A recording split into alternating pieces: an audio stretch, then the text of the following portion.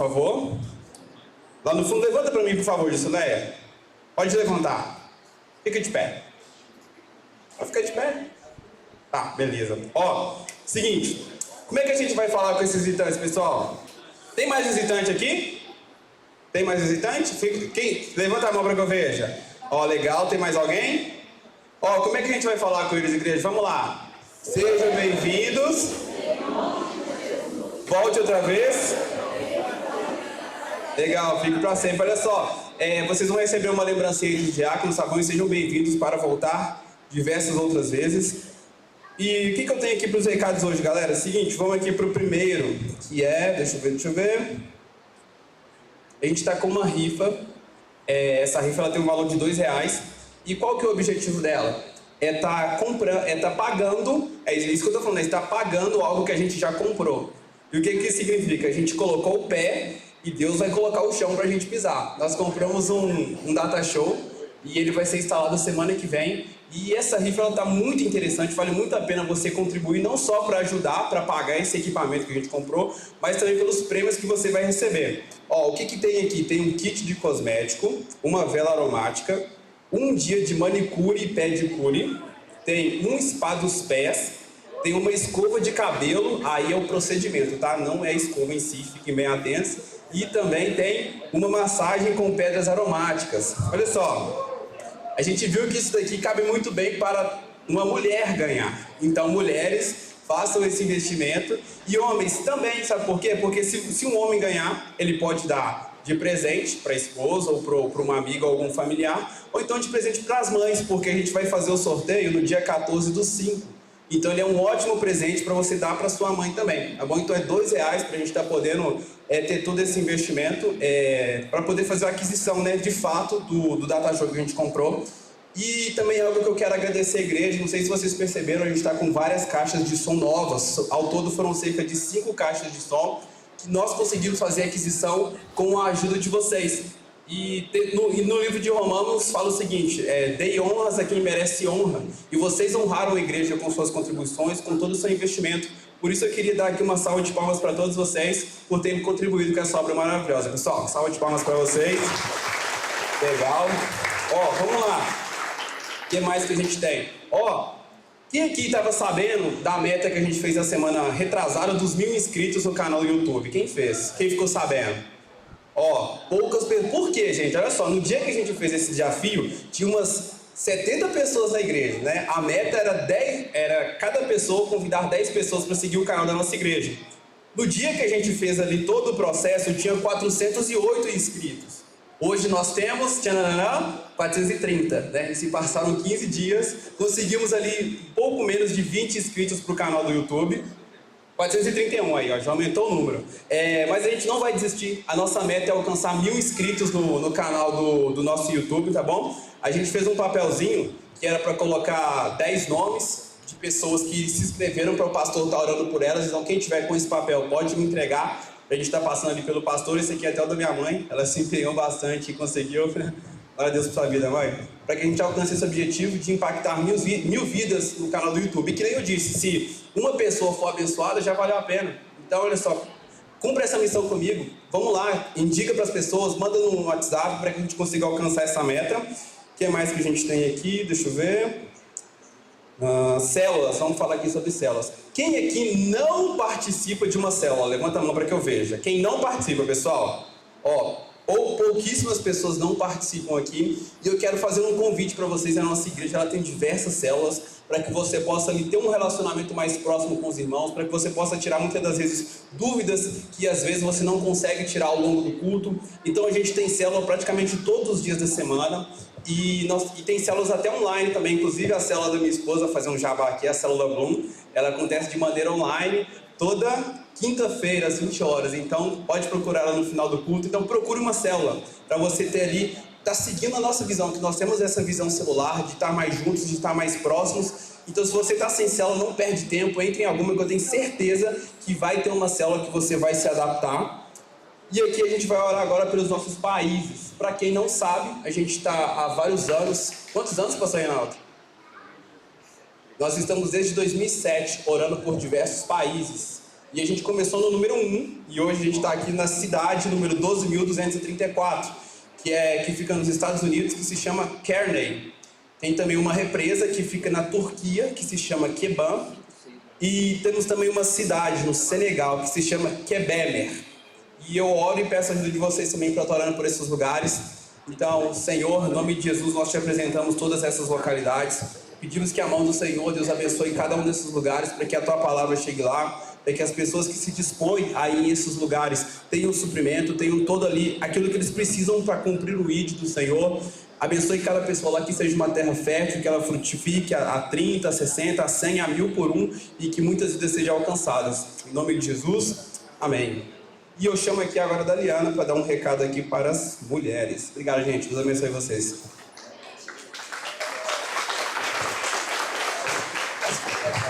Oi, irmãozinhos! A paz do Senhor Jesus. Eu lembrei o Mike ali da cantina, em nome de Jesus. Hoje a célula do Alisson, né, a Suzy estão nos abençoando em nome de Jesus com a cantina. São pastéis deliciosos, 3 pastéis e um suco por R$10. Acabando o culto, dá uma passada lá, em nome de Jesus. Sai alimentado e abençoe em nome de Jesus. Agora eu quero começar com as mulheres. Mulheres, quem pode, fique em pé aí para mim. Deixa eu ver vocês. Em nome de Jesus. Vamos lá, mulheres. Mulheres, olha que lindas, meu Deus. Lindas, maravilhosas. Mulheres, olha só, o recado é só para você. Deixa o homem de lado aí, agora é só você. Nós temos um culto aqui, na quarta-feira, às 8 horas da noite. Esse culto é para você.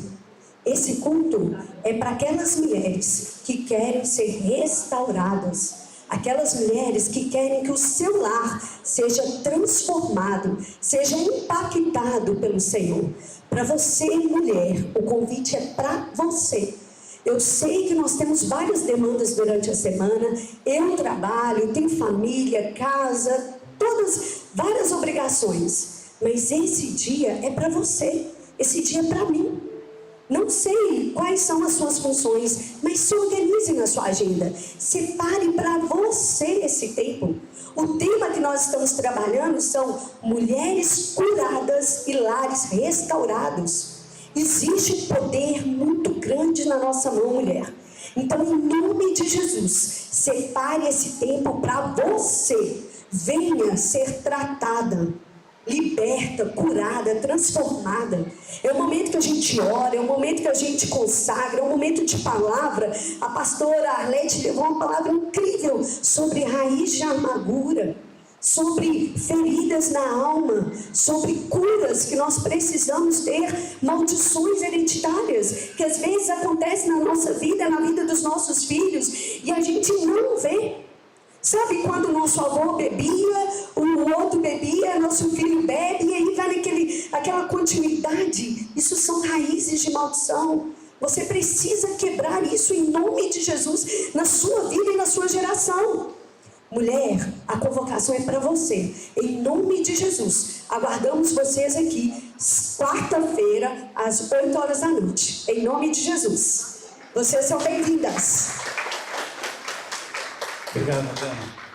Lembrando, queridos, primeiramente, boa noite, a paz do Senhor. Amém? Amém. Lembrando que o culto de mulheres, é lógico que as irmãs estão sabendo disso, mas talvez algumas não sabem disso, era quinta-feira e mudou para quarta-feira. Já tem 2, 3 meses que deve ter, mais ou menos. Amém? Então fica esse recado aí. Bom, eu quero um feedback das pessoas que estão lá atrás. Está lá o Nélio, está lá a Adriana. Como que está chegando o som aí? Tá nítido? Está alto? O louvor, foi bom? Ou estava alto? Me dá um feedback aí. Tá ok? Ok, beleza. É porque está tudo improvisado aqui, tá, irmãos? Essas caixas aqui, elas vão sair, não deu tempo de tirar, né? Essas caixas vão subir, amém? E glória a Deus, que Deus tem nos dado um som, ele vai melhorar com certeza, ainda mais a equalização, enfim, a posição deles vai fazer com que a qualidade também melhore. Amém, queridos? Bom, eu quero deixar aqui um recado, que é do Marcos, o missionário Marcos. Ele nos trouxe 100 livros, 100 livretos devocional, uma bênção. esses livros para distribuir gratuitamente para quem quiser, hoje, após o culto. Então, após o culto, vai ter uma mesinha lá, e se você quiser, leve esse livro. Eu tive a oportunidade de dar uma folheada, não li o livro, porque o livro você tem que ler todo dia, é um versículo diário, é uma bênção, amém? É pouquinha coisa que você lê todos os dias. Se quiser fazer uma devocional em cima desse livro aí, fique à vontade para fazer, ele é bem pequenininho, amém? Então, está aí o recado. Deixa eu falar uma outra coisa. Eu vindo para cá, antes de vir para o culto, eu tive uma visão, e eu quero compartilhar essa visão com você, amém? Se tem alguma coisa a ver com alguém aqui, eu fiquei um pouco cismado com essa visão, que eu achei ela muito estranha. Não é uma coisa boa, com certeza não é. Eu vi um E, uma letra E, certo? Só que essa perna aqui do meio do E, ela é uma curva, uma seta, como se fosse uma seta. Foi essa visão rápida que eu tive, certo? E aqui embaixo, logo embaixo, tem outro E, dessa forma, são dois S. Eu não sei, parece uma sigla, não sei o que é, não sei se alguém tem uma camisa desse jeito, não sei se isso tem alguma coisa a ver com alguém aqui. Tem alguma coisa a ver com alguém aqui, esses dois S? Se tiver, você até o final do culto, você me procure para a gente orar, amém? Talvez você tenha uma camiseta, você tenha alguma coisa na sua casa com esses dois S, e durante a semana aí, se alguém vê isso, você, por favor, me procure, que a gente vai dar uma palavra para você, amém, queridos? Hoje a gente vai estar falando aqui sobre o perdão, e eu quero dizer que o perdão não é uma tarefa muito fácil, amém? Mas é extremamente necessária. O perdão também, ele não é um ato emocional, é um ato racional. Você não espera você sentir vontade de perdoar ninguém, que você nunca vai sentir isso, muito provavelmente não, a não ser que o Espírito Santo te convença. Mas o perdão é razão mesmo, razão pura, você decide perdoar. Você decidiu, você não precisa ficar assim, deixa na hora que eu sentir eu vou perdoar, ou eu vou pedir perdão. Não existe isso. Você tem que definir e perdoar, mesmo sem sentir. Amém, querido? Por quê? Porque é obediência à palavra de Deus. Então vou falar sobre perdão. Marcos capítulo 3, versículo 20, diz o seguinte: foram para uma casa, e afluiu outra vez a multidão, de tal maneira que nem sequer podiam comer pão. E quando os seus ouviram isso, os seus quem? Os seus familiares, né? Falando do Senhor Jesus aqui. Jesus estava numa casa, que tinha muita gente nessa casa, lá na cidade de Cafarnaum, e quando os seus familiares que moravam em Nazaré ouviram isso, eles foram lá para Cafarnaum, né? Para quê? Para chamar a atenção de Jesus. Você vai ficar escandalizado se você não conhece esse texto aqui. Você vai ficar escandalizado com o que os familiares de Jesus queriam fazer com Jesus. E aqui diz o texto, versículo 21, e quando os seus ouviram isso, saíram para o prender, porque diziam, está fora de si. Sabe quem que estava fora de si, segundo a visão dos familiares de Jesus? O próprio Jesus. Amém, querido? E diz aqui no versículo 22, e os escribas que tinham descido de Jerusalém também saíram de outra cidade, muito mais longe. Quem que eram os escribas? Então, só explicando aqui para os irmãos, que os escribas eram aqueles religiosos que escreviam tudo que tinha no culto. Mas aí daqui a pouco eu te explico. Que tinham descido de Jerusalém, diziam, tem Beelzebu, e pelo príncipe dos demônios expulsa os demônios. Amém, querido? Então eu quero falar aqui que os escribas, eles vieram de Jerusalém, para vocês terem uma ideia, o deslocamento de pessoas, né? Os familiares de Jesus eram três grupos que estavam ali, no entorno daquela casa onde Jesus fazia o culto. Sinais, muitas maravilhas, muitas coisas boas estavam acontecendo, e de repente, três grupos específicos estavam ali. Dois desses grupos estavam incomodados com Jesus. incomodados com os sinais e com as maravilhas de Jesus, que eu já falei aqui, são os familiares de Jesus que estavam incomodados e foram ali, saíram de Nazaré para Cafarnaum para prender a Jesus. Não sei como eles iam fazer isso, mas eles queriam prender, muito provavelmente prender em casa, né? Estava ali todos os irmãos, estava ali até a própria Maria também, estava todo mundo ali. E veja bem, o que acontece? Saiu de lá de cima, de uma distância muito maior, lá de Jerusalém, que era o centro econômico, político e social e cultural de Israel, né? Que tinham ali o QG de tudo. Eles saíram de lá de Jerusalém e foram para Cafarnaum com a finalidade específica de criticar ao Senhor Jesus. Foi isso. Então, antes de falar do perdão, eu vou falar com vocês aqui sobre a ofensa. E muitas vezes nós temos que responder bem às ofensas a qual nós nos incorremos nela, ou as ofensas às quais, né, nos incorremos nela. Então, a gente precisa ficar muito atento, porque isso acontece muito dentro da nossa casa, dentro da igreja. Foi falar de célula, isso às vezes acontece dentro da célula, isso pode acontecer lá no seu trabalho. Muitas ofensas. E aí, como você reage a essas ofensas? Diz, né, o grande psiquiatra Augusto Cury, que nos primeiros 30 segundos de nossas reações, nós podemos determinar muitas situações, negativas ou positivas. E nos primeiros 30 minutos de uma ação de confronto, não é? Muitas pessoas cometem muitas torpezas, muitos atos que poderiam ser evitados. Vou te dar só um exemplo. Você está no trânsito, você está ali tranquilo, olhando ali, de repente alguém passa e xinga você, xinga sua mãe e começa a falar um tanto de coisa com você. Se você não equilibrasse nos 30 segundos depois que essa pessoa te confrontou, você pode fazer muitas coisas negativas que podem determinar o curso da sua vida. É mais ou menos isso.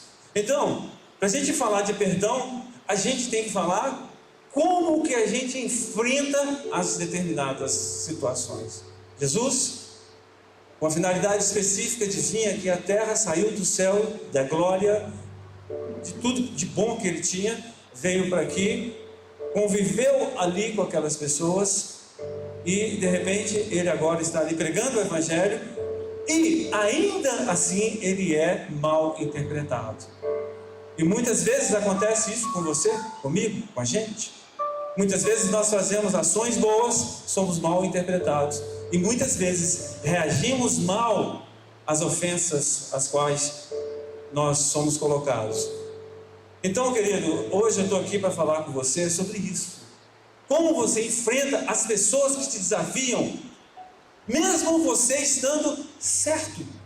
Eu não estou falando que você está errado, não. Estou falando de uma atitude que você deva ter quando você está certo.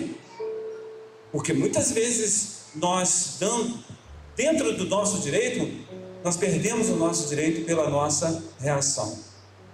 Muitas vezes nós estamos certos, seja no trânsito, seja lá em casa. Isso acontece muito com marido e mulher. E muitas vezes nós ficamos naquele embate, não para resolver a solução, mas para vencer a discussão. Essa é a realidade. Muitas vezes nós não estamos nem aí se estamos certos, se estamos errados. Nós queremos ganhar aquele embate ali, aquela discussão ali. Então nós precisamos refletir nisso, porque nós somos cristãos. E a Bíblia nos fala que nós somos como ovelhas, não como bodes. Alguém dá um amém, glória a Deus, alguma coisa assim? De vez em quando vocês me ajudam aí a pregar, irmãos. Fala, participa, né? Fala glória a Deus, oh aleluia, né? Às vezes é legal, eu já fui pregar algumas vezes em igreja pentecostal, o pessoal barulhento, você fala alguma coisa, amém, glória a Deus, aí você fica mais animado, né? A igreja assim, igual a nossa aqui assim, às vezes, não estou falando que você está errado não, né? Mas de vez em quando, ajuda ele. Aí ó, a Daniana está entendendo. Amém, irmãos? Então, veja bem, hoje de manhã, falava sobre isso, e me ocorreu um versículo, que está lá no livro de Provérbios. Lá no livro de Provérbios fala assim que a palavra dura, ela suscita ira, mas a branda ameniza o furor.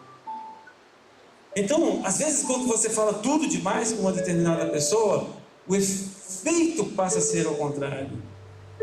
Você alcança muito mais quando você é gentil, quando você é amoroso, quando você educa dessa maneira seu filho, quando você fala dessa maneira com seu cônjuge, quando você fala dessa maneira com o empregado que você tem, com o servo que te auxilia lá na sua casa ou lá na sua empresa. Quando você é gentil com essa pessoa. Amém? Como eu falei aqui, gentileza gera gentileza, cortesia gera cortesia. Amém, queridos? Então, o que nós podemos perceber aqui nesse quadro, onde Jesus estava dentro dessa casa, é que ele estava ali pregando, muitas pessoas estavam sendo atraídas para aquele local, mas também foi atraída o mal. E é assim que acontece. Hoje a gente tem um número razoável de pessoas aqui, e você pode ter convicção disso, que lá no inferno se reúne para quê? Para destruir. Atrás de uma ação positiva da igreja do Senhor, ou de alguém que é do bem, você pode ter certeza que tem uma retaliação, ou alguém que não quer isso. Se você se propor ser uma pessoa boa, de tudo, ainda assim vai ter pessoas que vão falar mal de vocês. Vocês podem ter certeza disso. Então Jesus, ele era um ser perfeito. Jesus, ele não errou. Ele teve o grande desafio de passar aqui 33 anos sem sequer um único delito ele cometer. 33 anos. Amém? Mas aqui ele estava nos 30 anos. Aqui ele estava começando o seu ministério. Mas os sinais já o acompanhavam. E aonde Jesus ia, muitos milagres, muitas manifestações aconteciam. E também muitas pessoas iam atrás. Ele entrou ali nessa casa. E quando de repente não tinha lugar mais, né? E aí ficou gente do lado de fora, aquela coisa toda. E aí vocês vão ver o que acontece. E aqui diz o versículo 31. Diz aqui, olha: chegaram então seus irmãos e sua mãe, e estando fora, mandaram-no chamar. E a multidão estava assentada ao redor dele. E disseram-lhe: eis que tua mãe e teus irmãos te procuram e estão lá fora. E ele lhes respondeu, dizendo: quem é minha mãe e meus irmãos? Típico de Jesus, né? Jesus sempre fazia isso. Ele respondia às pessoas com outra pergunta. E olhando em redor para os que estavam assentados junto dele, disse: eis aqui minha mãe e meus irmãos. Portanto, qualquer que fizer a vontade de Deus, esse é meu irmão e minha irmã e minha mãe. Então, essa foi a resposta de Jesus. Jesus, ele poderia ficar nervoso, ele poderia se alterar, ele poderia se vitimizar, como muitos de nós fazemos. Mas eu estou certo, eu faço tudo certo, eu sou uma pessoa boazinha. Quantos de nós não temos esse discurso pronto, programado? Jesus, ele poderia, agora num discurso programado, falar assim: olha, puxa vida, não tem jeito de fazer a obra de Deus, eu estou aqui, vim do céu. Não. Olha a reação de Jesus. Jesus, ele poderia sair daquela casa: dá licença aqui que eu vou resolver esse negócio. Chega lá: ô mãe, não é por aí que funciona. Ele poderia falar com seus irmãos Tiago e companhia, e poderia falar assim: olha, vocês estão me enchendo a paciência, vão embora para Cafarnaum novamente. Mas Jesus não fez isso. Jesus, ele ficou ali no lugar onde ele estava, e ele então, continuando o discurso dele para aquelas pessoas, ele falou assim: olha, quem são os meus irmãos e a minha mãe? Quem são? Os meus irmãos e a minha mãe são aqueles que obedecem a minha palavra. Esses são meus irmãos. Ele não confrontou, ele não foi lá no embate. Não. Ele simplesmente continuou fazendo a obra dele. Mas Jesus não teria que obedecer à mãe dele? Irmãos, a gente precisa entender princípios de submissão. A Bíblia nos fala muito sobre submissão em diversas áreas. Não vou entrar aqui nas áreas que nós precisamos nos submeter. Inclusive, nós devemos sujeitar, os pastores devem sujeitar uns aos outros. Mas aí tem um detalhe. Toda sujeição que a Bíblia nos ordena, ela tem um detalhezinho importante, é no Senhor. Você precisa obedecer a essa pessoa no Senhor. Se o seu patrão, se o seu amigo, se o seu esposo, sua esposa, quem quer que seja, que você precisa se submeter a essa pessoa, e ela te falar alguma coisa que foge os padrões da Bíblia, você não pode se sujeitar a essa pessoa. Jesus, ele era muito submisso a Maria, e creio também que ele tinha um respeito muito grande com relação aos seus irmãos. Mas ali, naquele momento, ele não poderia se submeter nem se sujeitar a ninguém. Ele tinha que continuar a fazer aquilo que ele precisava fazer. Essa é a realidade. Amém, querido? Então, eu como pastor aqui dessa igreja, se eu chegar e falar com você alguma coisa que está fora do padrão da Bíblia, você não pode se submeter a mim. Se o seu pai, se a sua mãe te falar alguma coisa que foge o padrão da Bíblia, você não pode se sujeitar a essa pessoa. Amém, querido?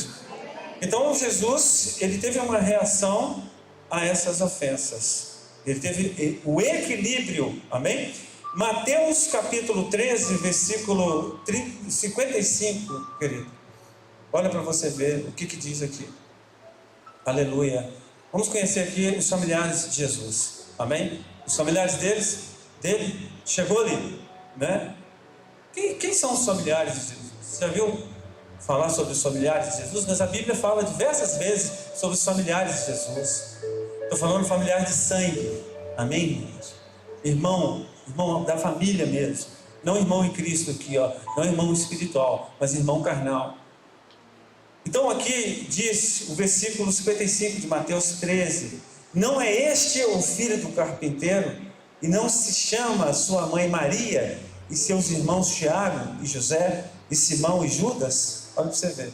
Ele tinha aqui 4 irmãos, fora as suas irmãs, né? E não estão entre nós todas as suas irmãs? De onde lhe veio, pois, tudo isso? Então, Jesus tinha uma família grande. Não sei quantas mulheres tinham, mas tinha 4 irmãos. Você vê que não era uma família pequena. Antigamente, o povo ele fazia muitos filhos. Eles faziam muitos filhos. Essa é a realidade. Eu acho que era o entretenimento deles. Era fazer filhos. Eu, por exemplo, sou de uma família, irmãos. Eu tenho 8 irmãs naturais e uma irmã que é de criação, né? São 9 irmãs. E tive um irmão que morreu 1 ano e meio. Ou seja, 10 pessoas da minha família, fora meu pai e minha mãe, 12 pessoas. Era uma família extensa. Então hoje as famílias têm no máximo 5 pessoas. A família dessa geração. Antigamente era muito filho. Então, dentro daquele regime meio que patriarcal, aquela família, ela se viu no direito de intervir no ministério de Jesus Cristo. Jesus, opa, espera aí, não é por aí que funciona. Eu estou aqui fazendo a obra, né? Então, veja bem, irmãos, João capítulo 7, versículo 5, porque nem mesmo os seus irmãos criam nele, nem mesmo os irmãos dele criam nele, amém? Então, veja bem, irmãos, talvez você sofre com isso, você passe muitas lutas na sua casa, muitas dificuldades, e eu não sei por que cargas d'água Deus, Ele me permite trazer essa palavra aqui nessa noite. Talvez você tenha problemas, dificuldades com seus filhos, talvez você tenha problema com o seu cônjuge que está aqui, ou com a pessoa que trabalha com você, ou com a sua liderança, seja em qualquer área. Mas o que nós precisamos fazer? Primeiro, nós precisamos orar, nós precisamos buscar a Deus. Por quê? Porque os resultados, muitas vezes, eles são demorados. Amém, irmãos? Essa semana eu escutei até um rapaz falando uma coisa interessante. Eu não posso repetir com você o que ele me falou, mas ele me falou uma coisa muito interessante. Talvez ele não é crente. E ele meio que ficou bravo com Deus, né? Ele falou algumas coisas com Deus, mas eu tive que explicar para ele, né? Eu falei assim, olha, não funciona dessa forma. Deus não funciona dessa maneira. Deus funciona da maneira dele. Nós somos uma geração miojo. Nós queremos tudo rápido, tudo instantâneo, né? Mas Deus não. Deus, a Bíblia nos fala que 1000 anos para nós é como se fosse um dia para Ele. Então, quando nós falamos aqui de 5, 10 anos, 20 anos, que é uma eternidade para nós, isso não passa de alguns segundos no relógio de Deus. Então, muitas vezes o processo aqui é lento, muitas vezes o processo é doloroso, mas o que eu e você precisamos ter? Paciência. E é na paciência que você ganha a sua alma. É na paciência que você conquista seu esposo, sua esposa, seu filho, seu patrão e as pessoas que estão à sua volta. Não é no confronto, não é na briga, não é no dente por dente, olho por olho. Não. É na paz. Amém, querido? Então aqui, irmãos, você vai ver o resultado que foi a paciência que Jesus teve com sua mãe e com seus filhos, pela incompreensão que eles tiveram. Jesus, ele não foi confrontando, brigando, fazendo barraco lá. Não. Olha para você ver o que está escrito aqui em Atos capítulo 1, versículo 14. Jesus já tinha morrido, Jesus já tinha ressuscitado, todo o poder já lhe tinha sido dado lá nos céus e também na terra. E agora ficou quem?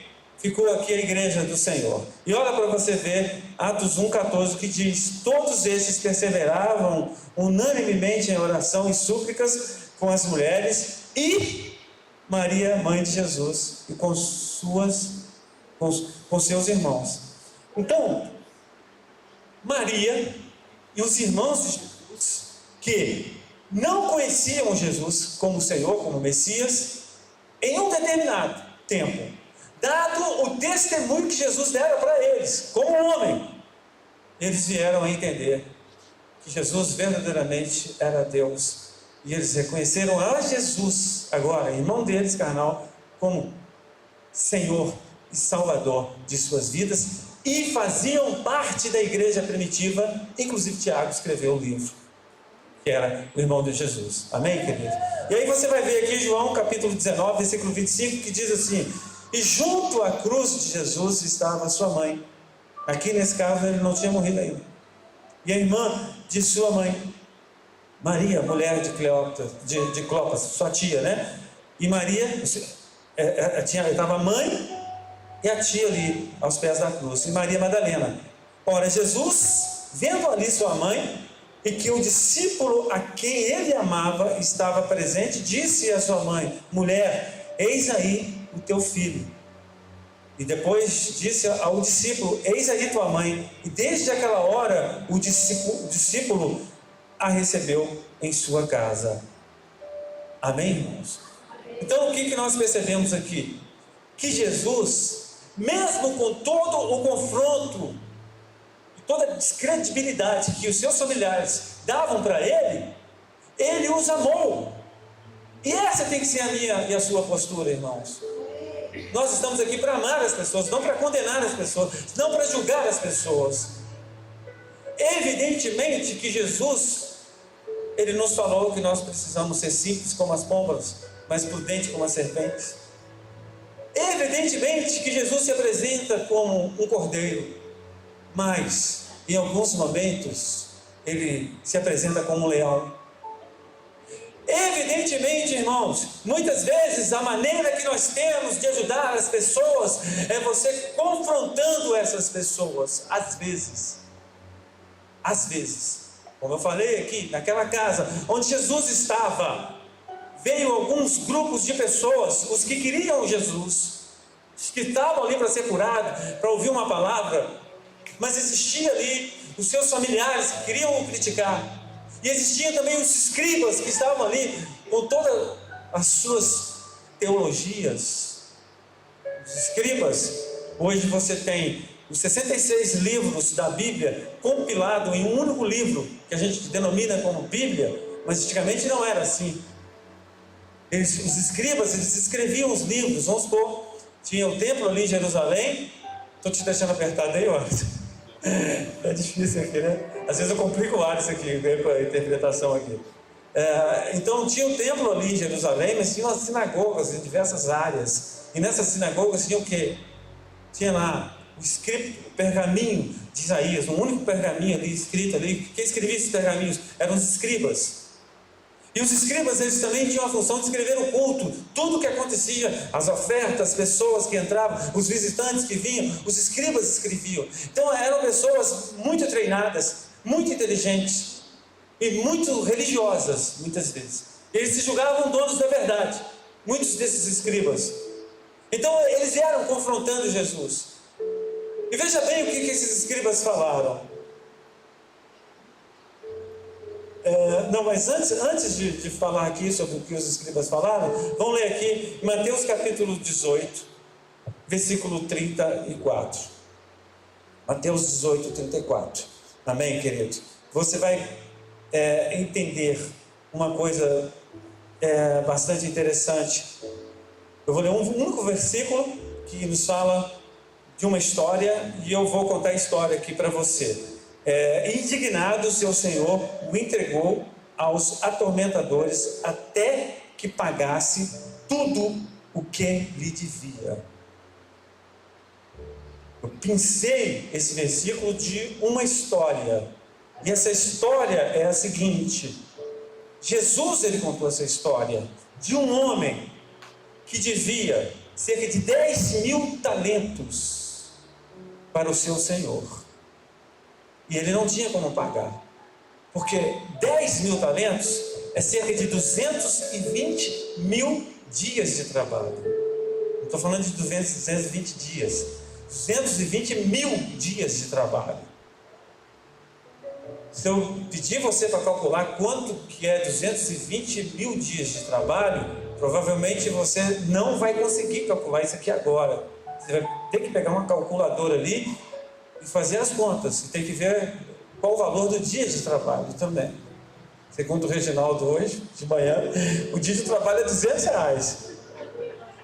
O que você acha? Ele está certo ou está errado? Depende, né? Depende. Então, veja bem. O quê? Tem que dar valor, está certo. Tem que estar certo. Amém. O profissional liberal dá o preço que quiser.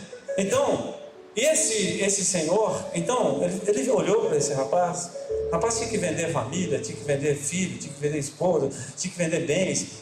E não ia dar, dinheiro não ia dar. Ele contou a história lá para o senhor.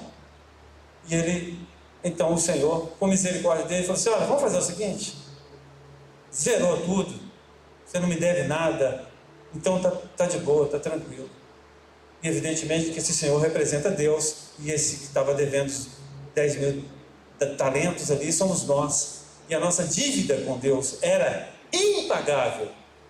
Você jamais teria condições de pagar a Deus. Por isso que Jesus pagou ali na cruz do Calvário. Ele pagou para você. Então ele quitou o seu escrito de dívida, ele zerou tudo. E veja bem, esse senhor, ele saiu ali, né, esse homem que foi perdoado a dívida, ele saiu ali pulando, feliz, alegre, aquela coisa toda, e de repente ele encontrou com alguém. E quando ele encontrou com esse alguém, ele lembrou que esse alguém devia para ele 100 denários. E o que é 100 denários? 100 dias de trabalho. Nas contas do Reginaldo, 100 dias de trabalho vai dar 20 mil reais. Certo, Reginaldo? 20 mil reais. Alguém devia a ele 20 mil reais. E ele esqueceu da dívida que ele tinha sido perdoado. E começou a confrontar o cara. Falou: ô meu amigo, deixa eu te falar uma coisa. Você está me devendo 20 mil reais. Como é que é? Você vai me pagar esse negócio ou não vai? E aí o rapaz teve misericórdia, clamou ele, falou: senhor, por favor, seja complacente comigo. Ele falou: não tem jeito, rapaz, estou precisando desse negócio aí. E partiu para cima do cara. E o que aconteceu é que o Senhor, que havia perdoado a ele, ficou sabendo dessa história, chamou ele novamente e falou assim: olha, eu tenho uma notícia para te dar. Você será entregue aos atormentadores, ou aos verdugos, em outras versões. Então o que eu quero te dizer, querido, que muitas muitas vezes nós estamos agindo dessa maneira. Nós não estamos sabendo perdoar as pessoas. Deus, Ele simplesmente pagou toda a nossa dívida impagável, que era impagável, e agora nós não conseguimos perdoar as pessoas. E todas as vezes, aí você vai entender uma coisa, que você não perdoa alguém, você é entregue aos atormentadores. Os atormentadores, você sabe quem que são os atormentadores? São os demônios que atormentam as vidas das pessoas. Eles têm acesso à sua vida quando você não perdoa alguém. Você pode jejuar, você pode subir ao monte, você pode orar, você pode vir à igreja, você pode levantar sua mão, e você pode cantar, glória a Deus, aleluia, você pode vir aqui entregar sua oferta, mas se você não perdoar alguém, os atormentadores, eles têm direito à sua vida. É por isso que muitas pessoas do bem até, mas não conseguem perdoar. Por quê? Porque analisam que o perdão é um sentimento. Quando eu senti, eu estou muito magoado com essa pessoa me feriu demais, essa pessoa, ela me desonrou, essa pessoa me distratou, essa pessoa me traiu, eu não vou perdoar ela. É por isso que muitas dessas pessoas estão com câncer, estão com problemas de coração, com doenças de cunho emocional. Por quê? Porque os atormentadores têm direito à vida dessas pessoas, têm acesso à vida dessas pessoas. Por quê? Porque essas pessoas não sabem o valor de um perdão. O perdão é algo abstrato, mas que tem um cunho real, físico, material na vida de todos nós. Então, se você não sabe perdoar, querido, certamente você pode ter certeza de uma coisa: os verdugos, os atormentadores, eles têm acesso a algumas áreas de sua vida. E com um detalhe, a Bíblia nos fala claramente que nós somos perdoados por Deus na oração do Pai Nosso, se nós perdoarmos. Então, a grandeza a qual você perdoa alguém é a grandeza a qual Deus te perdoa. Se você não perdoa, você não é perdoado. Consequentemente, o que vai acontecer com você? Você não será salvo. Então a coisa funciona assim: você é traído, você é humilhado, mas não interessa, querido. É aí que está a grandeza do Evangelho. Não me pergunte por quê, mas Deus escreveu assim, e é assim que precisa ser. Nós precisamos perdoar. A Bíblia nos fala claramente que se o nosso inimigo, ele pleitear a nossa túnica, nós devemos entregar para ele a nossa capa.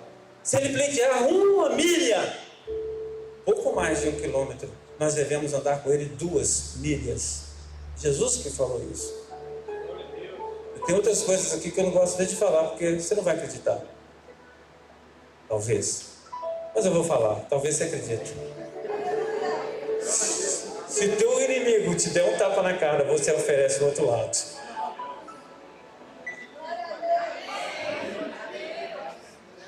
É difícil, né, de falar amém numa situação dessa, mas foi o que Jesus que falou. Briga com ele. Pastor, mas aí você tem que interpretar certo. Não, é real, é literal isso aí. Então, veja bem aqui, olha. Eu acho que eu pulei aqui um texto aqui, queridos. Um texto que eu queria ler aqui para você. Aqui.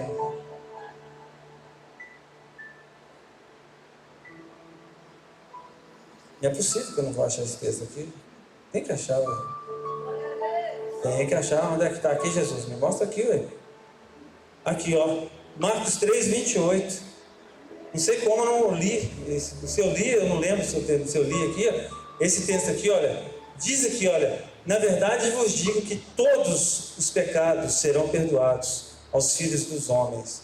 E toda sorte de blasfêmias com que blasfemaram, né? Qualquer, porém, que blasfemar contra o Espírito Santo nunca obterá perdão, mas será réu do eterno juízo. Porque diziam, tem espírito imundo.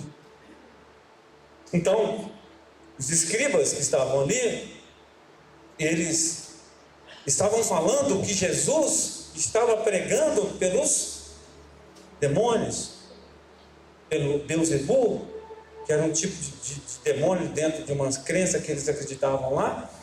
Então, qual que era o pensamento daqueles homens? Jesus então pegou e falou: olha, eu quero falar uma coisa com vocês. E Jesus está falando aqui para vocês hoje, tá? Vocês podem pecar contra mim, vocês podem falar mal de mim, vocês podem falar mal até de Deus, vocês podem falar mal até de Jesus, mas se você falar mal, se você blasfemar contra o Espírito Santo de Deus, você nunca mais terá perdão. Você sabe o que é nunca mais? É um tempo muito grande. É um tempo muito grande. Então a gente está falando de perdão aqui. Só que tem um delito que ele é imperdoável. É a blasfêmia contra o Espírito Santo. Vamos ver o cenário que estava ali? O cenário era alguém que estava ali com sinceridade no coração, pregando a palavra de Deus, que era o próprio Jesus, e um outro alguém aqui, que estava falando que esse alguém que estava aqui pregando a palavra de Deus, estava pregando pelos demônios. Então o próprio Jesus fala assim: olha, vocês estão mexendo com fogo. Quero te falar uma coisa: todas as pessoas que pecarem e blasfemarem contra Deus, contra mim, contra o Pai, contra mim, terão perdão. Mas quem blasfemar contra o Espírito Santo não terá perdão. E eles não falaram literalmente. Eles falaram da obra de Jesus. Eles não falaram literalmente de Jesus. Eles falaram da obra. Você está fazendo tudo isso aí por Beelzebul. E isso foi o suficiente para que Jesus falasse que havia um princípio de ação de blasfêmia ali nesse ato. Aí você talvez esteja aí: será que um dia eu pequei contra o Espírito Santo? Estou aqui perdendo tempo, vamos dizer assim. Se você pensou isso, querido, isso pode ser um indício muito forte de que você nunca pecou contra o Espírito Santo. Você pode ter certeza disso. Porque quem peca contra o Espírito Santo, ele perde a sensibilidade. Porque quem convence o homem do pecado, do Espírito, do juízo e da justiça, é o Espírito Santo. E se você está sendo convencido pelo Espírito Santo de vir à igreja, de estar orando, de estar buscando, é provável que você não tenha pecado contra o Espírito Santo. Quem peca contra o Espírito Santo perde a sensibilidade. Você pode ter certeza disso. Mas agora eu quero te dar uma dica. Uma dica. Você firma os seus passos. Vigia quando você for falar mal de alguma igreja, de algum pastor. Porque Deus, Ele não leva em conta o período de ignorância. Porque o grupo que fazia parte da família de Jesus estava contra a obra de Jesus, mas Jesus não falou que eles estavam pecando contra o Espírito Santo. Eles estavam ali por zelo por Jesus. Eles estavam ali porque eles amavam Jesus e estavam achando que Jesus estava errado. Mas eles não foram contra Jesus, eles foram por amor a Jesus. Agora tem muita gente que chama os outros de filho do cão, filho de Satanás, de graça. Muita gente falando mal de igreja, de graça. Mal de pastor, que são homens de Deus, homens abençoados por Deus, de graça. Eu quero te dizer, querido, te dou uma palavra de exortação aqui agora: não brinca com a igreja do Senhor. A Bíblia nos fala que nós somos como a menina dos olhos de Deus. Sabe o que é menina? Não sexo feminino, menina. Mas menina é uma membrana nos olhos, a parte mais sensível dos olhos. Nós somos como a menina dos olhos de Deus. E toda vez que você fala mal de alguém que é filho de Deus, você está falando mal do próprio Deus. A Bíblia nos fala isso. Então é por isso que você vai viver quase que zero falando mal aqui de alguma igreja ou de alguma pessoa que é de Deus. Por quê? É Ele Deus, irmão. Meu papel não é ser juiz. Meu papel aqui é de ser porta-voz do reino, de falar da palavra, falar da verdade. Esse é meu papel, esse é o seu papel. Amém, irmãos? Então, querido, eu quero aqui ler um versículo aqui para você. Está aqui embaixo, está aqui, olha. Versículo 103, Salmo 103. É para terminar, tá, irmãos? Salmo 103, que diz assim, olha, versículo 3. Ele é o que perdoa as tuas iniquidades e que sara todas as suas enfermidades. Ele, vamos ler junto? É Ele que perdoa todas as tuas iniquidades e sara todas as suas enfermidades. Por que Deus falou isso? Deus falou isso, sabe por causa de quê? É porque muitas doenças, eu quero te informar que doenças está ligado à dor, enfermidade está ligado a mal-estar. Doenças e enfermidades são duas coisas diferentes. É por isso que Isaías 53 nos fala que Ele levou sobre si as nossas dores, nossas doenças e as nossas enfermidades. São duas coisas diferentes. Amém? Então tem muitas doenças e tem muitas enfermidades que estão interligadas a pecado de falta de perdão.